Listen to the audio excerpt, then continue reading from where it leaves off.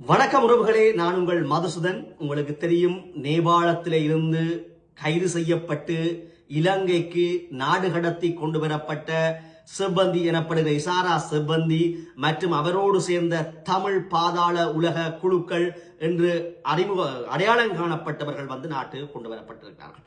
இசாரா செவ்வந்தி அவர்களை கொண்டு வந்ததன் பின்னர் விசாரிக்கப்பட்ட பின்புலத்தில் அதிக திட்டுக்கிடும் தகவல்களை வாக்குமூலத்தின் மூலம் பெற்றிருக்கிறார்கள்.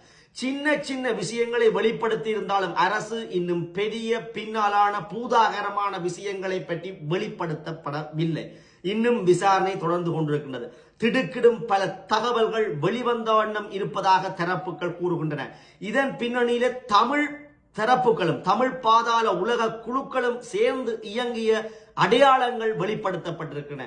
எவ்வாறு ஆழ்கடத்தல்களை குற்றவாளிகளை யாழ்ப்பாண கடற்பரப்பில் இருந்து வடக்கு கடற்பரப்பில் இருந்து தந்திரோபாயமாகவும் புத்திசாதுரியமாகவும் நாடு கடத்தி இந்தியாவுக்கு கொண்டு சென்று அங்கும் பாதுகாப்பாக வைத்திருந்து பின்னர் அப்படியே தரைவழியாக நேபாளத்துக்கு கொண்டு செல்லக்கூடிய ஒரு வல்லமை படைத்தவர்களாகவும் இந்த பாதாள உலக குழுக்களோடு சேர்ந்து இயங்கிய தமிழ் ஆக்கள் இனம் காணப்பட்டிருக்கிறார்கள். தமிழ் பெண்மணிகளும் அவர்களோடு சேர்ந்து இயங்கி இருக்கிறார்கள்.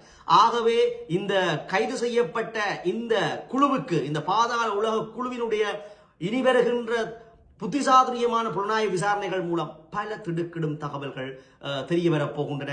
இதன் பின்னர் வடக்கிலே இருக்கின்ற போதை வஸ்து கும்பல்களும் கையும் களவுமாக பிடிபடக்கூடிய சந்தர்ப்பங்களும் ஏதிலைகளும் இருக்கின்றன.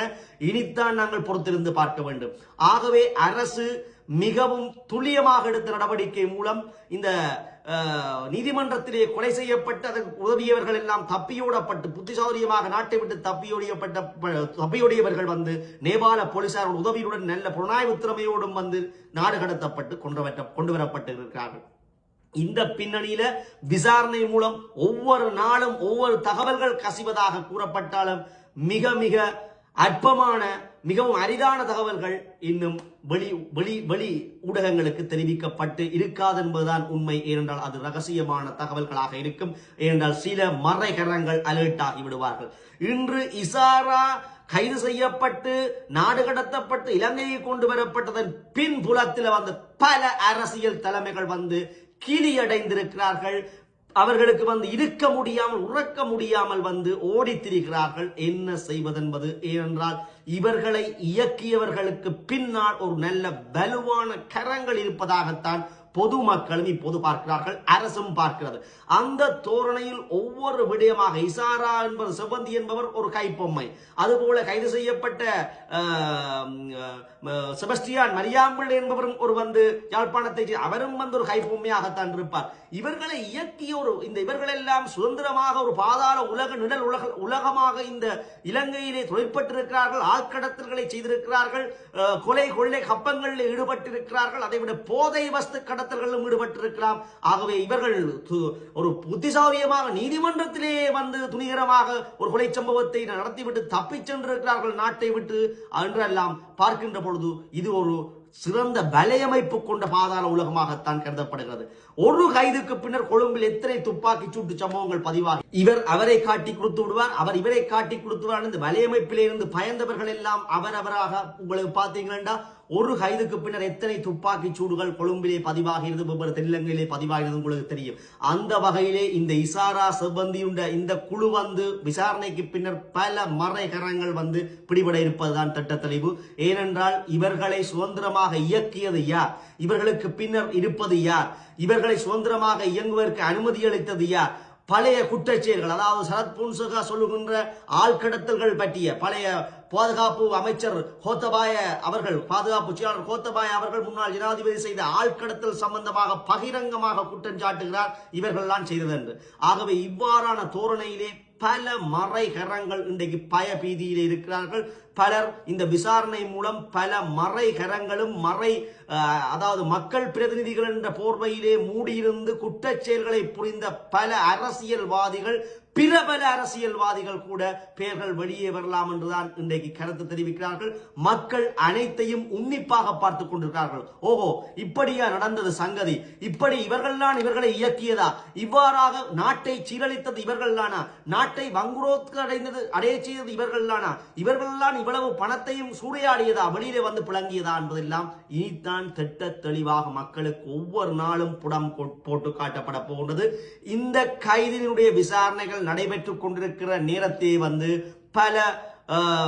பல முன்னாள் அமைச்சர்கள், முன்னாள் பாராளுமன்ற உறுப்பினர்கள், இந்நாள் பாராளுமன்ற உறுப்பினர்கள் எல்லாருமே கொஞ்சம் அதுக்கு பின்னால இருந்து என்று பயப்படுறார்கள் எல்லாம் கொஞ்சம் தளம்பல் நிலையில அவையினுடைய கருத்துக்கள்ல தெரிய வருகிறது. பார்ப்போம். இலங்கை மக்களுக்கு இப்படி பாதாள உலக குழு வலித்து ஒடுக்கப்பட்டு ஒரு போதையற்ற நாடு வந்து எங்களுடைய மக்கள் சுபீட்சமாக வாழ வேண்டிய நாள் வந்து அன்றைக்குத்தான் நாட்டினுடைய வளர்ச்சி ஆரம்பமாகும். இன்றைக்கு கொழும்பில பிடிபட்டிருக்குது. கொழும்பில ஒரு பாடசாலை மாணவர்கள் மாணவிகள் ஒரு சிற்றுண்டிச்சாலை அந்த கடைக்கு இப்ப அந்த டொபிய வேண்டி கொண்டு போகாட்டிக்க வைக்க அந்த நாள்ல போயிடாம இருக்குதா, ஏன்னா அதுல போதை வஸ்து இன்னும் கலந்திருக்கிற மாதிரி. அதே மாதிரி பல மாணவர்கள் வந்து ஒரு கடைக்குள்ள போய் வர்றது அவதானிக்கப்பட்டு கொடுத்த இடத்துல அங்க ஐஸ் போதை பொருளை விற்பனையாகி பாடசாலை மாணவர்கள் அங்கே வாங்கி கொண்டு போகிறார்கள். ஏன் துர்ப்பாக்கியமான பாடசாலை மாணவிகள் இன்றைக்கு 10ஆம் ஆண்டு மாணவிகள் 9ஆம் ஆண்டு மாணவிகள் பயன்படுத்ததாக செய்திகள் வருகின்றன. கொழும்பிலே பிரபல பெண்கள் பாடசாலை மாணவிகள் பலர் ஐஸ் போதை பொருள் பாவித்ததாக, பாடசாலைக்குள் வைத்து பாவித்ததாக பிடிப்பட்டு அங்கே வந்து செய்தி பரவி இருந்ததை நீங்கள் அறியக்கூடியவர். இப்படி வடபுலத்திலும் நடந்து கொண்டிருக்கிறது. இந்த ஐஸ் போதை பொருள் திட்டமிட்டு பாடசாலை மாணவர்களுக்குள்ளே திணிக்கப்படுகின்றது. இந்த வளர்ந்து வருகின்ற இலங்கை கல்வி இளம் சமுதாயத்தை சீரழிப்பதாக இந்த போதைப் பொருள் அமைகின்றது. ஆகவே போதைப் பொருள் இந்த ஒழிக்கப்படுவதற்கு எடுக்கப்படக்கூடிய அரசாங்கத்தினுடைய அத்தனை நடவடிக்கைகளுக்கும் நாங்கள் வரவேற்கின்றோம். ஏனென்றால் இது பெரியவர்கள் பயன்படுத்துகின்ற விட, அதாவது ரவுடிகள் பயன்படுத்துகின்ற போதை வஸ்துக்கு அப்பால் பாடசாலை மாணவர்கள் மாணவிகள் பயன்படுத்துகின்றது என்பது எவ்வளவு ஒரு கேட்கவே அதிர்ச்சியாக இருக்கின்ற விடயம். ஒரு வளமான இலங்கையினுடைய தலைமுறையை அழித்து விடுகின்ற போதைப் பொருளாக இருக்கின்றது. அதாவது கமலஹாசன் நடித்த விக்ரம் படத்தை போல இந்த நாட்டினுடைய நிலைமை இப்பொழுது போய்கொண்டிருக்கிறது. ஆகவே இவையெல்லாம் வலித்து துடைக்கப்பட்டு ஒரு வளமான நாடு கட்டியெழுப்பப்பட வேண்டும் என்றுதான் மக்கள் எதிர்பார்க்கின்றார்கள். பார்ப்போம், இசாரா செவ்வந்தியுடைய அவர் சார்ந்தவருடைய கைதுக்கு பின்னர் எந்த முதலைகள் வெளிக்கிளம்ப போகின்றன, சட்டம் தன் கடமையை செய்யுமா என்பதை பொறுத்திருந்து பார்ப்போம். இது போன்ற பதிவுகளை யூடியூப் தளத்தினூடாகவும் நீங்கள் ஃபாலோ பண்ணி பார்த்துக் கொள்ளலாம். மீண்டும் ஒரு நல்ல பதிவினூடாக சந்திப்போம். நன்றி, வணக்கம்.